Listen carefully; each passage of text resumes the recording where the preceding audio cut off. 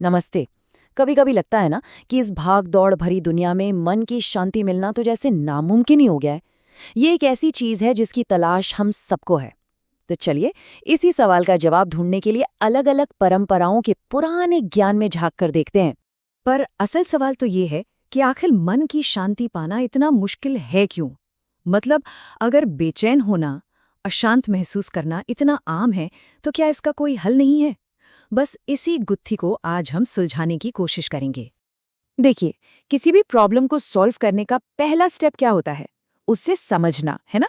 तो पुराने ग्रंथों में भी सबसे पहले यही बताया गया है कि हमारी बेचैनी की असल जड़ क्या है। तो चलिए सबसे पहले इन्हीं जड़ों को पकड़ते हैं। तो जब हम इन पुराने ग्रंथों को पलटते हैं ना, तो कुछ चीजें बार बार सामने आती हैं। कुछ ऐसी रुकावटें जो हमारी शांति के रास्ते में खड़ी हैं। कौन सी हैं ये? देखिए, सबसे पहले तो अहंकार, मतलब वो मैं वाला भाव। फिर आती है हमारी अनगिनत इच्छाएं, भविष्य को लेकर डर और चिंता, और हाँ, हमेशा और ज्यादा पाने का लालच। और इन सब में से एक रुकावट पर तो खास तौर पर जोर दिया गया है, और वो है अहंकार। गुरु ग्रंथ साहिब में तो ये तक कहा गया है कि अहंकार, जिसे वहां हव में कहा गया है, वही हमारे सारे दुखों की जड़ है। और पता है, इन दोनों में जमीन आसमान का फर्क है। मतलब, जब कोई अहंकार में जीता है और जब कोई शांति में जीता है, तो उसकी दुनिया ही अलग होती है। एक तरफ देखिए, उम्मीद और चिंता का एक ऐसा चक्कर है जो कभी खत्म ही नहीं होता। तो दूसरी तरफ एक ठहराव है, एक सुकून है। एक तरफ गहरी मुश्किलें हैं, तो दूसरी तरफ सारे शक, सारे संदेह मिट चुके हैं। ये बात इस कथन में बहुत साफ दिखाई देती है। जब तक ये मैं और मेरा का भाव है ना, तब तक कर्मों का हिसाब किताब चलता ही रहेगा और उस हिसाब किताब में शांति के लिए कोई जगह नहीं होती।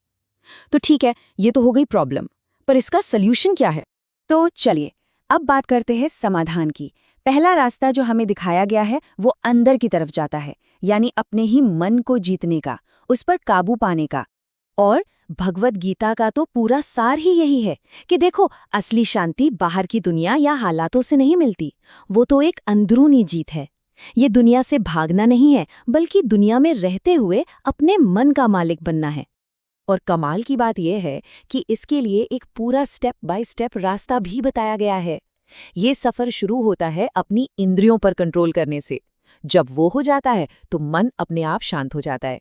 फिर उस शांत मन से ध्यान लगाना आसान हो जाता है, और उसी ध्यान से मिलता है दिव्य ज्ञान। और आखिर में सारे दुख खत्म होकर सिर्फ और सिर्फ आनंद रह जाता है। इसका सीधा सा मतलब ये है कि जब तक हम बाहरी चीजों से मिलने वाले थोड़े थोड़े वक्त के सुख के पीछे भागते रहेंगे, तब तक अंदर का जो परमानेंट वाला सुख है ना, वो हमें कभी महसूस ही नहीं होगा। उसे पाने के लिए बाहर से लगाव छोड़ना ही पड़ेगा। तो एक रास्ता तो हुआ खुद पर कंट्रोल करने का, पर इसके अलावा शांति पाने का एक और बहुत शक्तिशाली तरीका है, और वो है भक्ति का। मतलब, खुद से भी बड़ी किसी शक्ति के साथ जुड़ जाना। सिख धर्म में इसी को नाम सिमरन कहते हैं। अब नाम का मतलब है परमात्मा का दिव्य नाम, या कह लीजिए उसका एहसास। बस उसी पर अपना ध्यान लगाना शांति की तरफ ले जाने वाला एक बहुत बड़ा अभ्यास माना गया है। और गुरु ग्रंथ साहिब में तो नाम के ध्यान के बहुत सारे फायदे बताए गए हैं। कहते हैं, इससे न सिर्फ सारे सुख मिलते हैं और हर तरह का डर दिल से निकल जाता है, बल्कि मन एकदम शांत और स्थिर हो जाता है। कोई शक शुबा बाकी नहीं रहता। ये बिल्कुल वैसा है जैसे अपने अंदर ही एक खूबसूरत महल ढूंढ लेना। एक ऐसा महल जहां बाहर की दुनिया का कोई शोर नहीं पहुंचता, जहां बस शांति है और उस परम शक्ति का एहसास है। तो अभी तक हमने जितने भी समाधान देखे वो सब हमारे अंदर की थे, लेकिन पुराना ज्ञान हमें ये भी सिखाता है कि शांति सिर्फ अकेले में ही नहीं मिलती, बल्कि दूसरों के साथ जुड़कर भी मिल सकती है। जैसे सिख शिक्षाओं में साध संगत पर बहुत जोर दिया गया है। इसका मतलब है अच्छे और पवित्र लोगों की संगति में रहना। एक ऐसा साथ जहां सब मिलकर एक दूसरे को आगे बढ़ने में मदद करते हैं। ऐसी संगत में रहने से इंसान को हिम्मत भी मिलती है और मन को शांति भी। और ऐसा ही मिलता जुलता विचार हमें ईसाई धर्म ग्रंथों में भी देखने को मिलता है। बाइबल भी यही सिखाती है कि शांति अकेले कोने में बैठने से नहीं, बल्कि दुनिया से अच्छे तरीके से जुड़ने से मिलती है। मतलब, जब कोई बुराई का जवाब अच्छाई से देता है, दूसरों की सेवा करता है, तो उसे जिंदगी का मकसद भी मिलता है और मन की शांति भी। तो चाहे हम अकेले में सोच विचार करें या किसी के साथ, ऐसी शांत जगहों का होना बहुत ज़रूरी है। ये वो जगहें हैं जो हमें दुनिया के शोर से थोड़ी देर के लिए दूर ले जाती हैं और खुद से या एक दूसरे से जुड़ने का मौका देती हैं। तो हमने अलग अलग रास्ते देखे, पर सवाल ये है कि इन सब का आखिर मंजिल क्या है? ये जो सच्ची शांति की हम बात कर रहे हैं, ये आखिर है क्या चीज़? चलिए अब इसे भी समझ लेते हैं। देखिए, यह बात बस थोड़ी देर के लिए स्ट्रेस से ब्रेक लेने की नहीं हो रही है।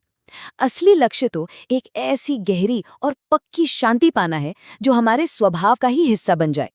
एक ऐसी शांति जिसे बाहर की कोई भी उथल-पुथल हिला ना सके। और इस अवस्था को ये कथन कितनी खूबसूरती से बताता है।